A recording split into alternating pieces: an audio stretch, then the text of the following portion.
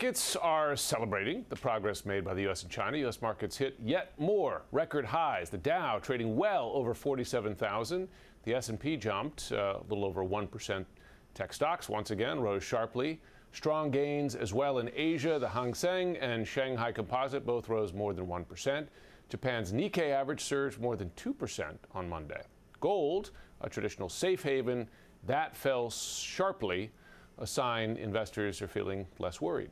Still, concerns remain, with Trump increasing tariffs on its neighbor, Canada, by 10%. Joining me now, Mary Lovely, senior fellow at the Peterson Institute for International Economics. Okay, so when you break down what we know, is this a truce, a trade truce between the U.S. and China, or something bigger than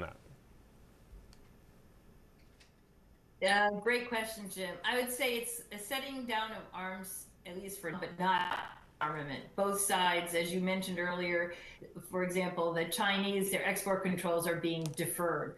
The U.S., of course, keeps in place its export controls. We still have the possibility of more tariffs. President Trump and U.S. Trade Rep Greer have already queued up a new Section 301, so-called export crowbar case against China for its failure to meet the terms of the Phase 1 deal. So, there's still a lot of firepower standing at the ready. I wonder who you think gained more out of this. I mean, when you look, for instance, soybean sales, okay, that'll be a relief for U.S. farmers, but China was buying soybeans before. It just stopped in the midst of this trade war. So to some degree, it's returning to the status quo. Who gained the most out of this back and forth? Yeah, I think in some sense the U.S. blinked. We are back to a status quo. China is reverting back to purchases it already made. When we think back to kind of the systemic or structural issues that the U.S. wanted the Chinese to address, things like industrial subsidies, reviving their own domestic demand, opening up their markets to U.S. exports more. We haven't seen any of those outside of agriculture, really. So I think, the harder systemic issues still remain on the table. And not only that, China has gotten the U.S. basically to push them even farther, away. How about on that big goal of Trump's tariffs as relate to China, which is to bring the manufacturing that takes place in China to the U.S.? I know there's already been a lot of measures of this that hasn't shown much from any countries, right, returning to the U.S., given higher labor costs here. But did any manufacturing of goods leave China and return to the U.S. or on the way back to the U.S. as a result of this nearly year-long trade war? Well, I wouldn't want to say there's none, because usually there is some counter example out there, but certainly nothing that can be picked up in the aggregate statistics. Manufacturing has left China, but it's gone to places like Vietnam. And those countries are now emerging as kind of middlemen.